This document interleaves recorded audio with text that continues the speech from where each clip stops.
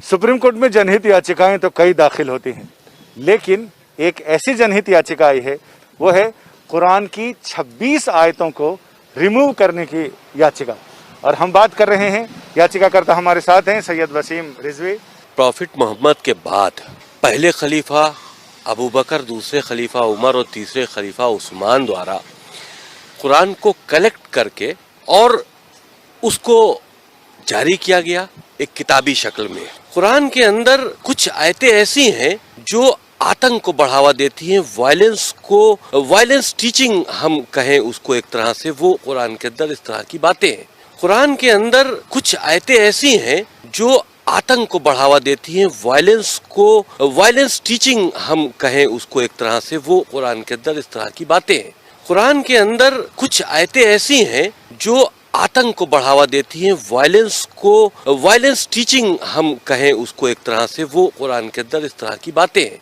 ये राफजी के औलादे सहाबा के दौर से लेके आज तक इस्लाम और मुसलमानों की पीठ में छुरा घोंपने का काम कर रही है।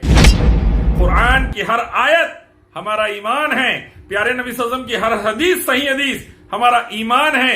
इंसानियत के लिए, 700 करोड़ दुनिया में रहने वाले इंसानों के लिए तो फायदेमंद, सलामती, शांति, उन्नति वाली है ही है, बल्कि जानवरों के लिए भी और सबके लिए सलामती और शांति उन्नति वाली है।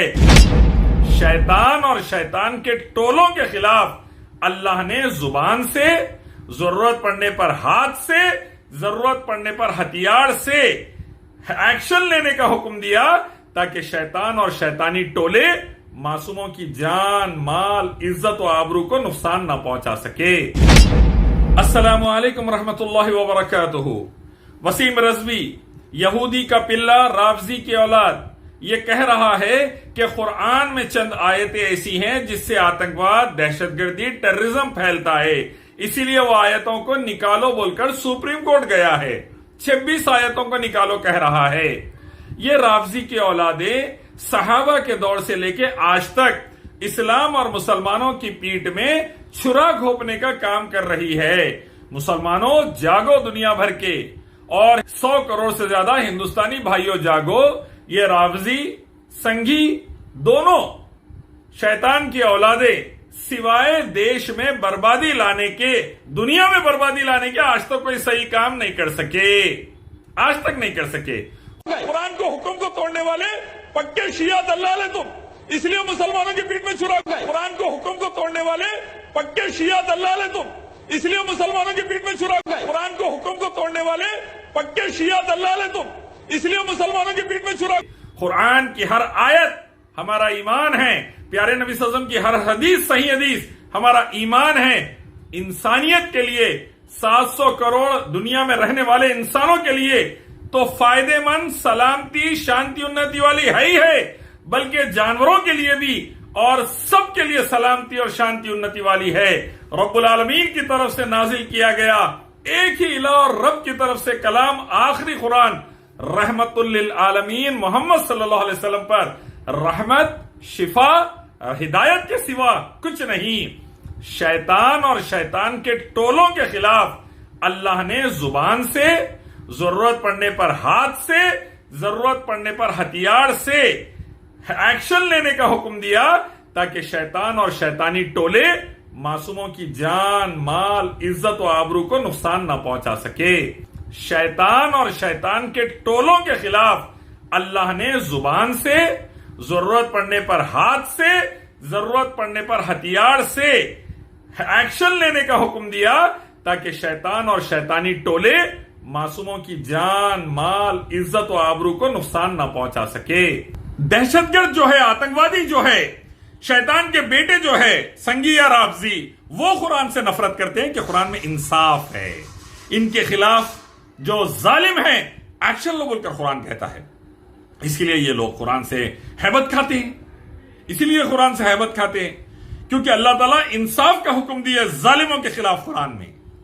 मासूमों को बचाओ बोले, जालिमों पर एक्शन लो बोले, इसीलिए ये लोग डर जाते हैं कुरान से, नफरत करते हैं कुरान से। इसीलिए मैं कहता हूं, आइए सब पढ़िए कुरान को तर्जुमे के साथ। बिस्मिल्लाहिर्रहमानिर्रहीम से शुरू होता है, अल्लाह के नाम से जो बड़ा मेहरबान निहायत रहम वाला है। और आगे उसके अंदर अल्लाह की इबादत, मोहम्मद सल्लल्लाहु अलैहि वसल्लम की इताअत, नमाज, रोजा, ज़कात, हज अदा करना, शराब, सूद, जिना, हरामबाजियों, कत्ल, गारतगिरी, आतंकवाद से बचना, इन तमाम के उसूल दिए गए हैं। हाँ, शैतान और शैतान के मानने वाले रावण और उनके पिल्ले जो वसीम रजवी जैसे है रावजी या दूसरे संघी है, इन आतंकवादियों से कैसा टक्कर लेना, कैसा इनके आतंकवाद को रोकना, कैसा देश और दुनिया में शांति उन्नति फैलाना, ये तमाम चीजें कुरान में हैं। इसीलिए शैतान भी कुरान से नफरत करता है, शैतान की, रावण की औलादें भी कुरान से नफरत करती है।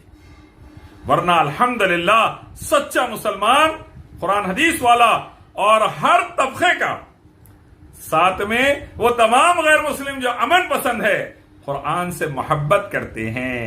गैर मुस्लिम भाई बोलते हैं हमारे पास कुरान का कानून लाओ, सऊदी अरब के जैसा हमारी बहनों की, बेटियों की हिफाजत के लिए, हमारी जानो माल की इज्जत और आबरू की हिफाजत के लिए भारत में कुरान का कानून लाओ। गैर मुस्लिम भाई बहन बोलते, देखो हिंदू भाई बहन बोलते। सऊदी कंट्री है, उसके अकॉर्डिंग जो भी वहाँ की सजा होती है वो इंडिया की सजा होनी चाहिए। रेपिस्ट की सजा क्या होनी चाहिए? सऊदी अरब की तरह एक सजा होनी चाहिए उसको। यहाँ पर सजाए मौत होनी चाहिए, जैसे अरब में होती है वैसे यहाँ भी होनी चाहिए, हर जगह होनी चाहिए ये चीज। ऐसे लोगों को तो छोड़ना ही नहीं चाहिए, उनका तो यही सजा है कि सजाए मौत हो उन्हें। जी, मौत की सजा होनी चाहिए जो सऊदी अरब में है। की सजा तो मौत ही होना चाहिए, क्योंकि 3 दिन के अंदर ही उसे मार देना चाहिए। अगर पुलिस पकड़े या कोई भी 3 दिन के अंदर उसे मार देना चाहिए। ये लूट मार जो हो रहा है, जैसे सऊदी अरब में नहीं है, यहाँ भी वैसे कानून होने चाहिए। जैसा सऊदी अरब में कानून बनाया गया, सेम उसी तरह कानून हमारे इंडिया में ही लागू करनी चाहिए। इंडिया में एक बच्चों के साथ बलात्कार किया जा रहा है, यहाँ तक कि किसी भी औरत को सुरक्षित नहीं रखा जा सकता है। कहीं पे भी, किसी भी मोड़ पे कोई भी औरत अपने आप को सुरक्षित महसूस नहीं कर रही है। बाहर का कानून होना चाहिए जिसके लिए सऊदी अरब की तरह जैसे सजाए मौत होनी चाहिए, खुले आम उनको फांसी पे लटकाया जाना चाहिए।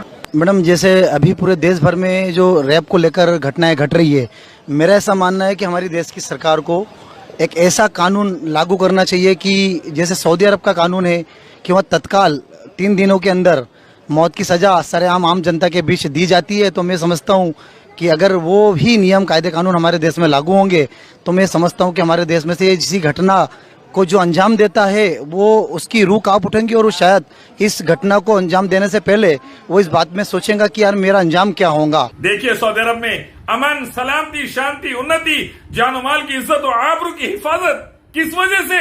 कुरान के अहकाम, नबी मोहम्मद सल्लल्लाहु अलैहि वसल्लम की सुन्नतों के अहकाम की वजह से। इसलिए आइए एक रब अल्लाह की इबादत, आखिरी पैगंबर मोहम्मद सल्लल्लाहु अलैहि वसल्लम की इताअत की तरफ और अल्लाह के आखिरी कलाम कुरान और नबी सल्लल्लाहु अलैहि वसल्लम के सही हदीस की तरफ, ताकि दुनिया में तमाम को शांति उन्नति मिले और आखिरत में तमाम को कामयाबी और स्वर्ग मिले। इससे दूर जाएंगे तो दुनिया में बर्बादी, आखिरत में बर्बादी। ये बात शैतान और शैतानी टोले भी समझ जाएं, वरना दुनिया में जिल्लत है, बर्बादी है, आखिरत में भी जिल्लत और बर्बादी रहेंगी। याद रख लो।